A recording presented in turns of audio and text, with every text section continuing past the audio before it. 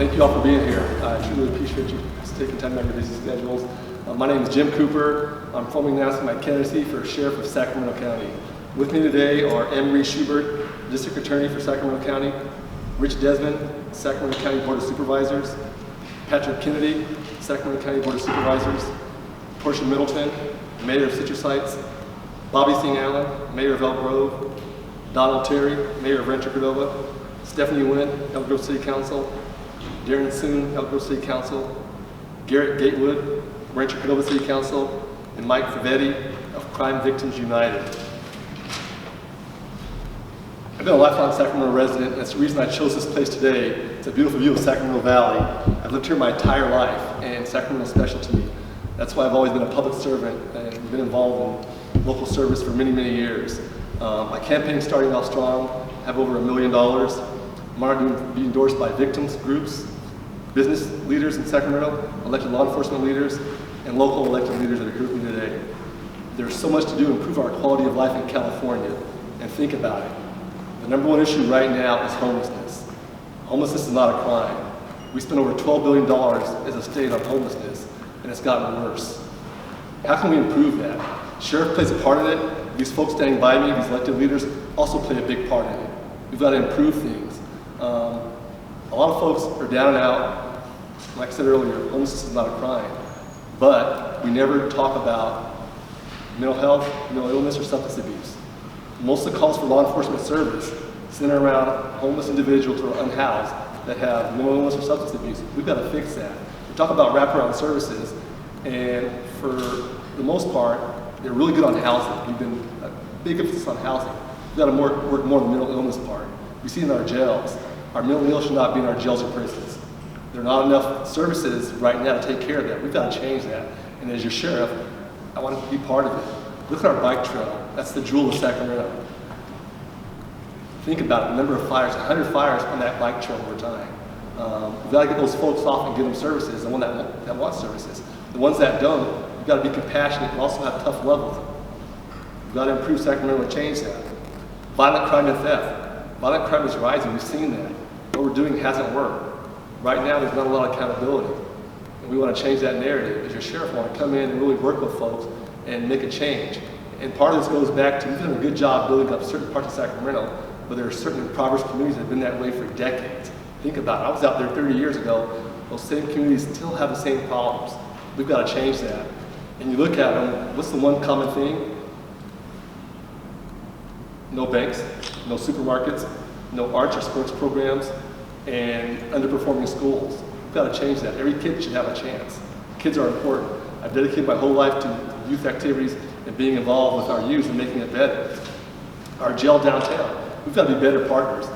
Anyone arrested in the county is booked in the downtown jail. When they get out, we've got to make sure they have a place to go home. As it affects our businesses downtown, we've got to be good business partners. They expect that from law enforcement to change that. And then really relationships. These folks here I've worked with over probably the last 30 or 40 years and have good relationships. The sheriff has to do that. Right now the sheriff's department doesn't have good relationships.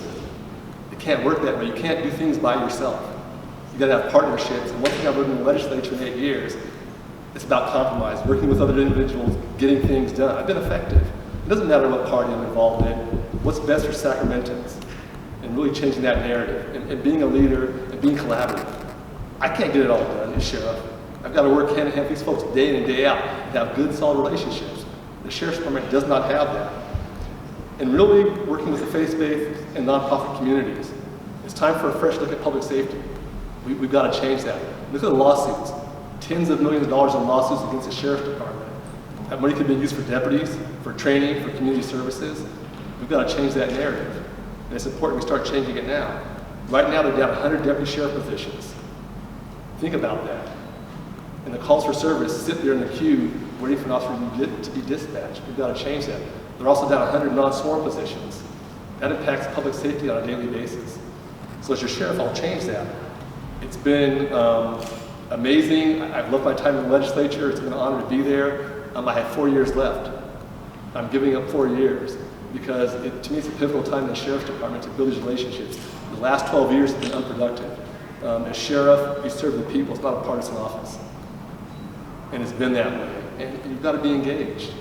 And at the end of the day, I have daughters here in Sacramento. One's pregnant with her first child, and I want it to be a good place to live and raise a family. I've lived here my entire life. It's been great for me, and I want to continue that. And as your next sheriff, I'll make sure that happens. So I'd like to open up to any questions if you have any. Sam. 12 years ago, the rate was pretty nasty, as you'll recall, I'm sure. Yes. Partly because the DSA was launching all these accusations against your opponent. Now they're on the other side. They endorse your opponent. Do you expect a different tone this time around? Yeah, I do. I've been gone 8 years. They endorsed him, and I'm okay with that. That's not a problem. A lot of new and young folks are in there. I think what I do have is 100,000 officers statewide who support me. There's a lot of your larger law enforcement agencies. I was legislator of the year by the District Attorneys Association, by the California Police Chiefs Associations, and by the Crime Victims Association. So I built those relationships, and let's do what's best for Sacramento. What's gone on the last 12 or 16 years in the Sheriff's Department hasn't worked. You've got to be a bridge builder, and you can't burn bridges down. And it hasn't been effective. And at the end of the day, people want to feel safe. And right now, you don't have that in the community. Yes. The sheriff and district attorney in every county in California is actually the highest elected position in each county, more so than, in our case, 5 individual board of supervisors. Yet your budget is set by the board of supervisors, and in the past there's been some acrimony between the board of supervisors and at least the sheriff's department. How do you feel about that going forward, dealing with the board of supervisors on budget matters? I've got a great relationship with them. During my time on the Elk Grove City Council, I served on many local boards with them. My time in the legislature, I worked with them to bring money here to our region. So it's always been a great relationship. It goes back to being collaborative and building those partnerships. We work together. It's not an adversarial relationship with them. I've got 2 members here. I've got a great relationship with the remainder of the board. So I don't see it being a problem at all. So it's what's best for the community. That's what I want to do here. How do you feel about oversight? Did you lock out an IG if they issued a critical report of an action taken by your deputies? No, that didn't make any sense. You've got to do that. The IG is there for a reason. The public wants the IG there. They want that level of transparency with that. There's no reason to do that. If you have issues, let's talk about it and be adults and get it worked out. And that's really what it takes. At the end of the day, it doesn't do anybody any good, and it really impacts that trust the community has when you don't do that. So we want to be, work together. You can get a lot more done working together than you can being apart. Talk about the need for more mental health and wraparound services. Are there things, how do you get more? Are there things in the budget that you can move around? Well, yeah, they need more money, and the city councils and board of supervisors have done a great job with that, but it's never ending. There's always more resources. And if you think about it, mental illness is a big driver of this. Yet we don't have enough mental health hospitals. Your jails shouldn't be your mental health hospitals, bottom line. And it's tough. They can't get the treatment on the streets they need right now. And no one wants to ever have a conversation about conservatorship. In some people's minds, they want those people to have their freedom to be out here walking around when it's 30 degrees with no clothes on. That's acceptable. For me, that's unacceptable. You've got to be compassionate, but also show that compassion and tough love with that and help those people. So I've tried for years and years to talk about conservatorship at the Capitol. I'm optimistic the governor's going to approach that and do something with that, but what we've been doing hasn't worked. It's gotten worse. And then substance abuse. Even if you're gainfully employed and you have a roof over your head, it is hard getting off drugs or alcohol. And there aren't enough programs right now. It's very expensive with that. And a lot of folks try again and fail. So we want to change that and really recognize that. We decriminalize a lot of the drugs, so we've seen drug use increase, and we've got to change that narrative. And having spent 10 years in narcotics, I've seen the impact that drugs have on our children and our families, especially our children. And we've got to do more. And we aren't doing what we should be doing right now. So hopefully... Have you had any conversations with the governor about conservatorship reform? We've talked about it, yeah. I've stressed that for the 8 years I've been there. It's got to change. Like I said, housing is important, but they're all key components. And we've got to focus on them. But like I said, $12 billion, and it's gotten worse. So these leaders up here are just as frustrated as I am. And they're working day in and day out, and they hear from their constituents that we've got to do a better job. But it's tough, and it's really a tough nut to crack because there are so many moving parts in the air. You guys are easy, no hard questions. Is Sacramento ready for I think so. I think I've been here a long time. I've said 30 years in the sheriff's department, 15 years as a mayor and council member in Elk Grove, 8 years in the legislature, and at the end of the day, I want to do what's best for Sacramentans. I'm not going anywhere. I'm not leaving the state of California, and I want it to be a great place for my kids. Like I said, I've been fortunate being raised here to be where I am, and I want to give back. And I've tried giving back my entire life. Jim, as long as you're here, can you respond to a Barnes statement said this morning that you've been gone too long from the sheriff's office and your focus is more on the Capitol than the sheriff's department? I think if you look at it, I've been gone for 8 years, but in those 8 years, you're working with other folks who just don't get your way. It can't be all or nothing. Where's that middle ground of compromise and really working with folks? And being in the legislature, you got to get bills through 2 houses. You have to compromise. I've learned that to work with folks. So it's really made me a better person, being away from law enforcement and actually addressing a lot of those issues. And when you think about it, at the end of the day, we want to do what's best for Californians. And what I'm most proud of, the District Attorneys Association say, you know what, you're the Legislator of the Year. The California Police Chiefs, Legislator of the Year. Crime Victims, Legislator of the Year. I'll hold that up against anybody's record. I'm not trying to be anointed by somebody else. I've carved my own path with that. And folks want change. They're tired of it. You hear that over and over again. It doesn't work. And when you see the amount of lawsuits that have been paid out from the Sheriff's Department, it's atrocious. You have a lot of good men and women that work every day and show up. They want leadership. Right now, the Sheriff's Department is lacking leadership. Morale is poor.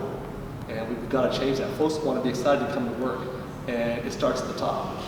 If you want officers to do what's right and do what's important, you have to have leadership. You've got to be present.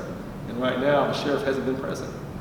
So I want to come in and change that narrative. I'm excited about it. The legislature is much easier than being sheriff. I think Dan Hunt said it best. You can be home, in bed, asleep, and get in trouble for something someone else did. And I recognize that going in.